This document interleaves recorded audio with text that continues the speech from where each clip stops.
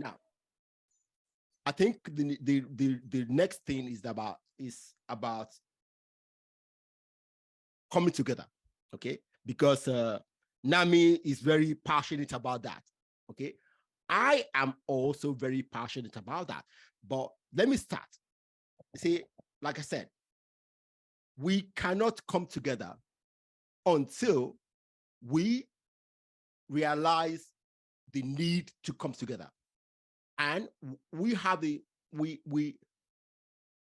overcome what is dividing us. Okay. See,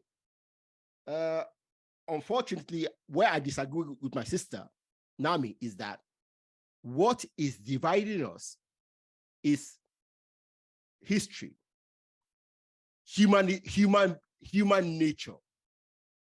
Okay. Human nature, one of the things it does, it teaches us to bond with people like us. Okay. And it also teaches us not to trust somebody who is different from you in language, in culture. Okay. And Africa has, like I said, is the most diverse continent in the world. And we need to acknowledge this. If we don't, we'll continue running around, blaming or saying everything. We won't change anything. So, Namy, this is my view. Until we understand why we struggle to come together, we will never come together. Let me just say this. Okay, I've had this podcast now for 2 years now. All right, Willem, I will tell you, I've invited at least 30 people from South Africa to come on the podcast. Only 2 of you have actually been here. Okay. And at least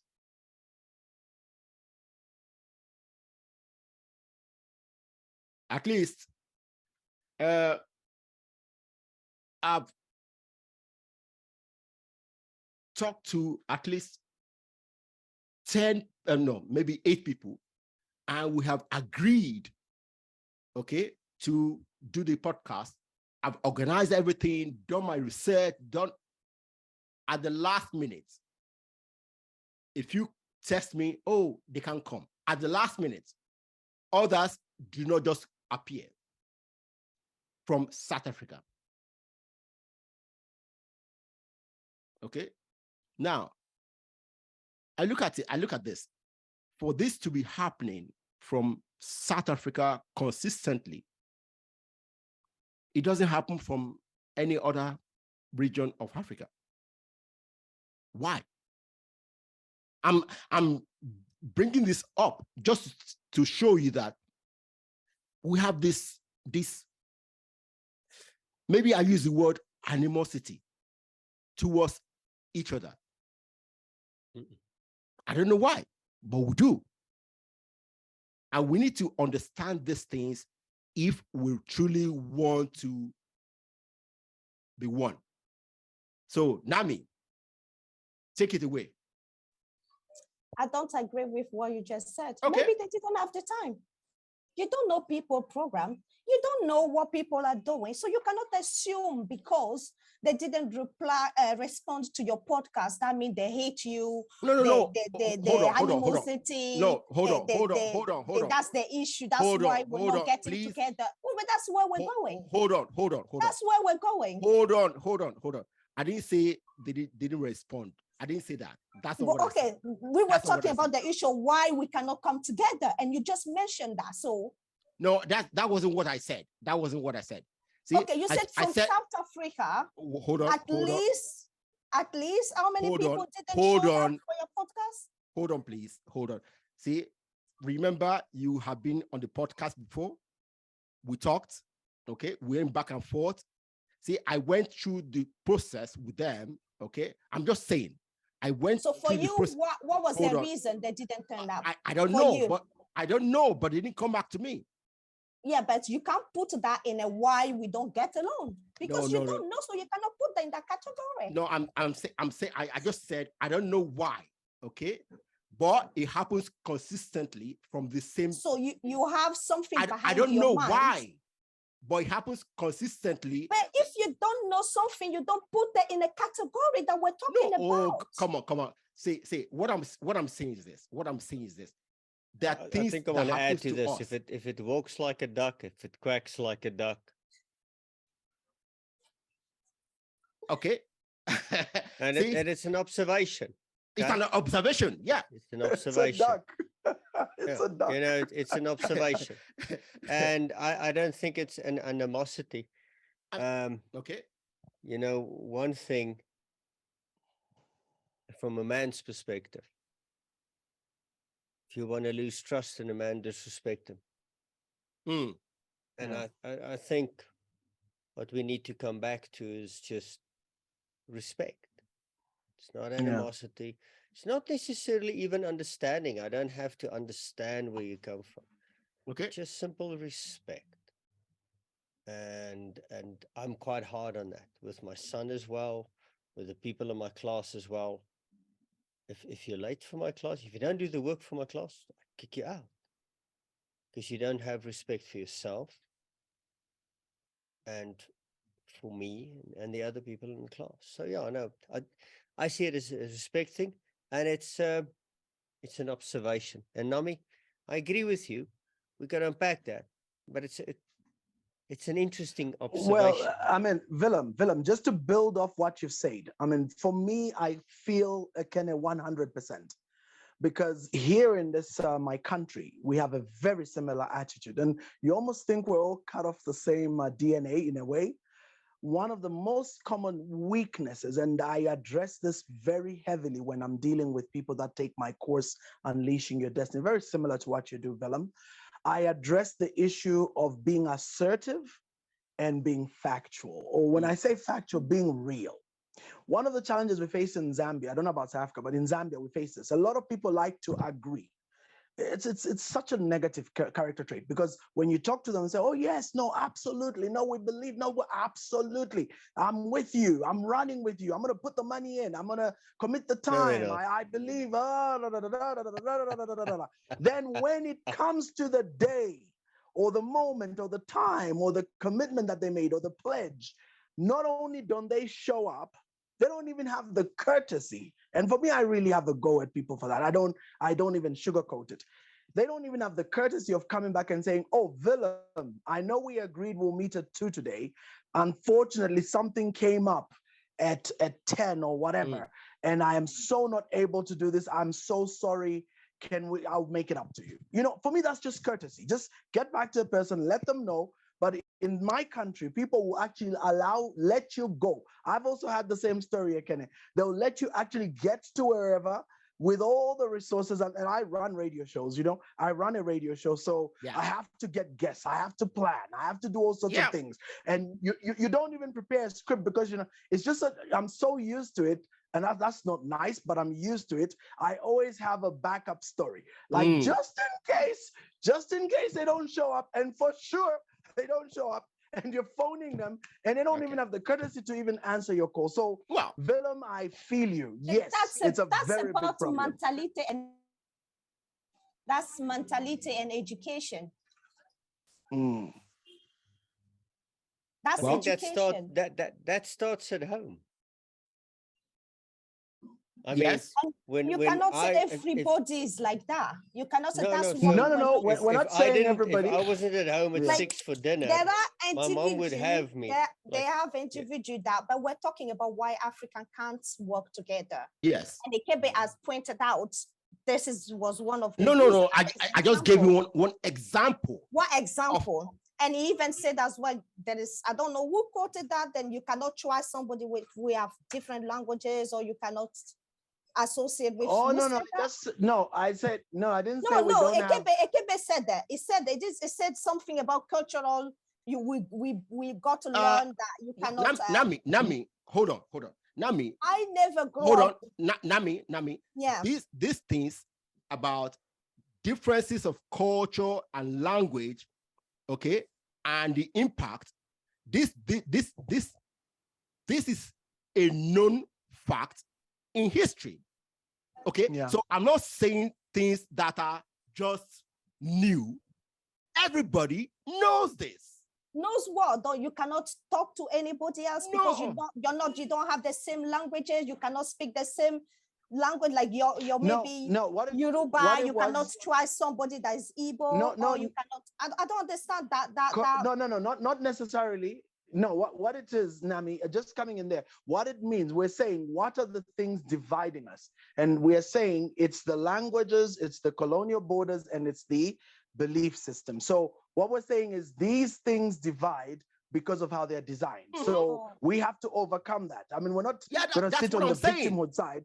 But they are barriers. But they are barriers, because even when you attend an African all state meeting, you really notice the barrier, because you've got the Portuguese speaking, you've got the French speaking, you've got the English speaking. That in itself is already a barrier. So you got to overcome that with translators and whatever. But it is a big issue. And Namy, even if you disagree, yes, we're all vibrating at a higher frequency. I don't think we're speaking about the same issue. I don't think we're speaking about the same issue here. That's why I just want to point out. I don't think we're speaking about the same issue here. The dividing? What do you think? What issue are you speaking about? Yeah. When you started your why we don't get together, you said when we grow up, we got told to not trust. No, I never said that. Okay, go back to your podcast then. Did you unregister?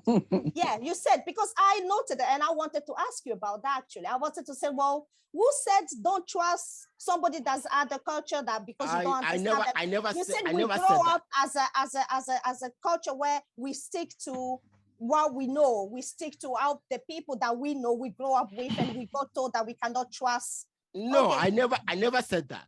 Okay. You will listen back. That's and my say, my language. I know why Namy talking about. You will listen back and you will say, yeah, yeah. Hello, guys. Because I say anything like that? I put that down because that when you said that, I didn't want to interrupt. I wanted to let you finish because I was about to ask you since when? Because I grew up in Africa, I never got to, because we got 62 different languages here, to never trust other languages because we grow up with this. We cannot mix, or we cannot do anything with others. Never in my life. Namy, maybe that might be your situation. Group, don't trust this and this. Okay, but Namy, that may be your situation in Ivory Coast, but in Zambia right now, this is the first time that we have what they call a Tonga president. And for the longest of times, all the previous governments has fought so hard to ensure we don't have tribalism, because it's an undercurrent, it's a simmering undercurrent. But the policies that were put in place from the time our first founding president came into power was to ensure that we don't spill over into a Rwanda.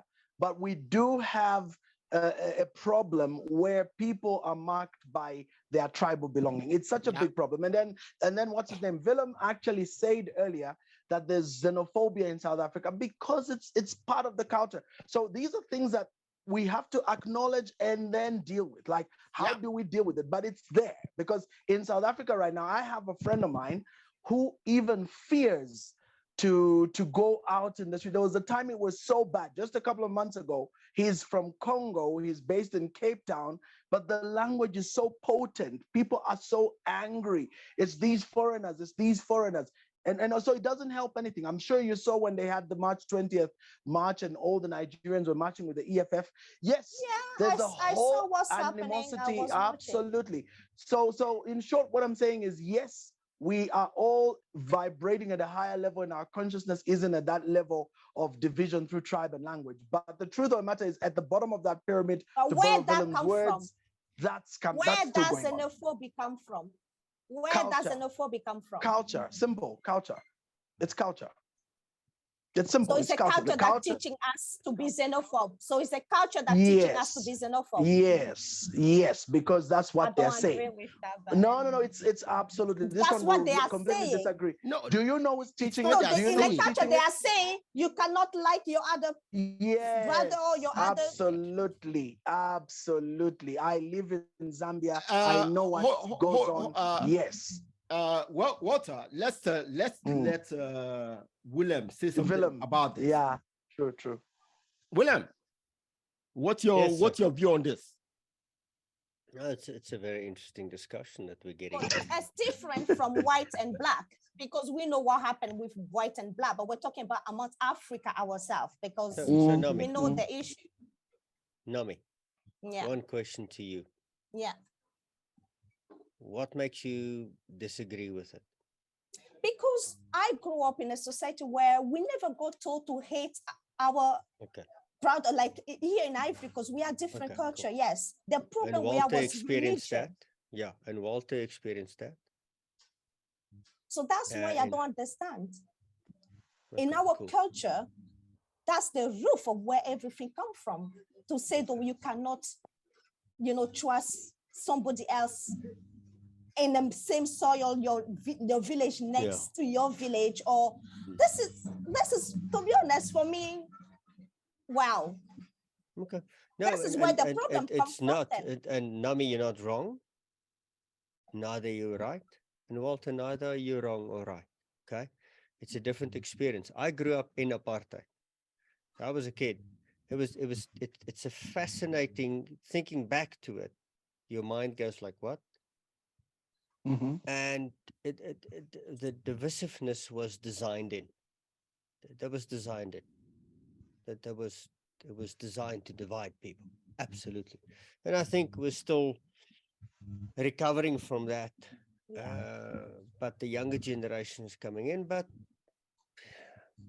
that's a long discussion. We need a bottle of wine and a long podcast. It's a long way. That is still a but the long thing way is, to go. That okay, is cool. still a So long way. let's look at it at a bigger scale. Okay. So we do have xenophobia in South Africa. We have animosity and distrust in Zambia. Where you in the Ivory Coast, you go like, that was never part of mine. Okay. Nigeria There's three we also have that. We have the Yes. biggest Lebanon community in West so- Africa. We are host country. So how do we bring this together? That's the thing. It's because everybody's living their truth there. And everybody's seeing and reflecting what they're getting and experiencing. And it's valid. I can't argue on that point. My point is, and I think what Ekene is trying to get to as well with this conversation is, how do we move past that? That's How right. do we get people to be like you experienced, Namy? Because if we could mirror that, bloody hell, this would be a continent. Would be in Nirvana right now. Would be the bloody strong guy. This would be the big kid in the block. Yeah. And we're not getting It's there. not impossible. No, I never said it was no. impossible. Namy, That's I what. think you should make a switch from. I think you've made your point. We understand your point. You don't have to defend it no more. I think it's cool. So from your experience, what are the other guys not doing? What you did? Correct. And how do we mirror it in our neck of the woods? Yeah. That's how it. would you go That's- about it? If that's a I powerful- gave you a platform today and you could address Africa, okay, and everybody had electricity at the same time, that's a tongue in cheek. So we can tune in, okay? What would you say? Where would you start? Yeah. Me? How would Well- you start that conversation? Well, I would say to my people that once in a lifetime, we were the greatest nation on earth. We created everything that we see today. Yeah. We run this world at once, and we can do that again. So whatever divide that, whatever is religion, whatever it's political divide, whatever, we need to look deep. We're one nation, we share one DNA. That's all. I like that. And I've seen a lot of people and heard a lot of people say, look deep into yourself. Okay, cool. That's very nice and fluffy words. What should I look at? Because when my son was kid, there's this the movie, the animated movie Shrek, and he gets like ogres are like onions. They have layers, and we have layers. Reverend, you have a religious layer, and then you have the family layer, and then this layer, and then you have Walter. Okay, and I think it's about how do we get people to look past the layers? Yeah, because there's no benefit in us or no motivation. Humanity. Benefit is the wrong word. Motivation for people to look past that. And if we can crack that nut, that'll be nice. If I could see the root Walter, the root Ekene, the root Namy, and go like, wow. What's that movie with the blue guys, Avatar? When they greet each other, and when they go, I see you, so. Yeah, I see. Ivoire. I created a brand, we call that I see. We call that Ivoire. So I put on the t-shirt, people, when you see it,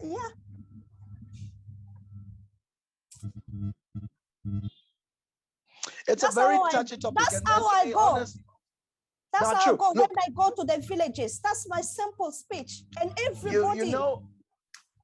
You know what's so amazing about this, Namy, and why I feel you is because that is really one of our greatest barriers. And until we get to a place in literally to pick off what Willem just said, the congruence and the subsequent incongruence, until beliefs that are core, and remember, beliefs are implanted in formative years.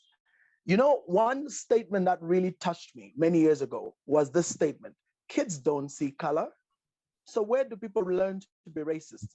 When you get two little kids, 3-4-year-olds, and you put them together, the one kid doesn't see the other one as white, the other one doesn't see the other one as black. They just play. And that's it. They play in real harmony. So where does the racism, the tribalism, and all these things, where does that come? It is, thank you. It is learned. And guess where it's learned, Namy? It's learned at the dinner table. It's learned as they walk to go to the field to harvest. It's learned when they hang around the family meetings. That's where it's learned. So do you see how endemic, how deep, how base it is? And so it's literally like back to South Africa and Willem with the challenges. It's like the issue of trying to solve the South African governance problem. Apartheid. I think this, no, beyond apartheid, just the current situation. For me, it's a system now. It's become systemic. Systemic means it's so deep, it's unconsciously done. And I think that's the headache or challenge we all have to deal with, because we're dealing with people that are systemized to be that way. I like Willem's words there. He said apartheid was designed to be divisive.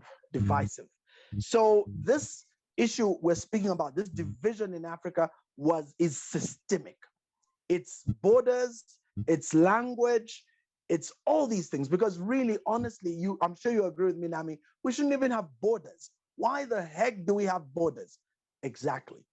You start to ask people, why do we have borders? Because some of those borders, I don't know how it is over in your country, but in my country, do you know that we have people of the same tribe? We have the same. My tribe come from Mali. There you go. When I trace my descendants from my dad's side, they're from Mali. In the Royal Mwambazi in the back, because I love history. I checked all of those things. I know where we're from. Absolutely. So imagine we shouldn't even have borders. That's clear. Yes. Absolutely. So, but why do we have them? So you realize that we've Well, because got of these Berlin, 1984, 1985, 1885. you know, Correct. So do you see the external influence? You see what I mean when I say this 1884, is 1885, systemic? yeah. 1885, that's right. This is systemic. So it's so deep that we need a complete program around an unlearning and relearning. But I think because we even passed that. We passed that at no, we're our not. level here. We passed that. No, We okay, yeah, passed you that. guys are very good. No, in Ivory Coast, you're blessed. Now, In Zambia, yeah. guys, see this. I will tell you. This particular topic of discussion, okay, it's very, very important, and maybe I will host another session that will deal with it all through the day. Okay, maybe 2 hours of talking about this, because it's very, very important, and it's not just about the borders. It's not just about Berlin Conference. That's just barely 150 years ago. Okay, it's human nature. Okay, see, a book written by Ibn Khaldun about the 14th century. Okay, he's an Arab scholar from, I think, Tunisia. Okay, wrote about this. Okay, about what he calls asabiya. Okay, see, human beings are this is what human beings are. We like people like you. Okay, we like people like us. Now, the issue is this: Africa is very, very diverse. Okay, see, no matter how much we use fluffy words to unite us, simple words will not do the trick. We need to take actions. Okay, actions that will make the words concrete. See, in the past, wars are fought. People are subjugated, and through centuries they assimilate. That's what we have done all through history. Okay, so now we don't want that kind of fighting, but we can always use other tools to do the assimilation for us. But before we are able to do that, we need to acknowledge the differences and the challenges. Until we do that acknowledgement, nothing will happen. That's my take on this.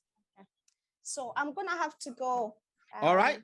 Thank you very much. Sorry, it was really nice meeting you guys. All right. And yeah, hopefully we'll meet another time. Of course, we'll have another one. And thank you. Thank you. Nice meeting you, William. Nice meeting you, Reverend. And pray let's God that we go back. Thank you. Bye. Yeah. So I just want to add something to this. Yes. So there's a leadership program that I do. I'm one of a handful of people in the world that do it. It's an interesting thing. And and we use hostage taking situations to do that. And one of the first things that you do to connect with your hostage taker is empathy. So I'm divorced, happily divorced. If I had to see a guy and he had a wedding ring on and I had one on, that's where our connection starts. Yeah. If you see a man or a woman with a child and you're with a child, that's where your connection starts. Yeah. That's empathy, because I see the human. I don't see your tribe. I don't see your culture. I don't see your race. I go like, that's a parent, and I'm a I'm a parent as well. parent. Yeah. Same thing if I'm at a crowd and it's just people without kids and there's another parent with a kid, I go like, yeah, let's go hang with that person. Yeah.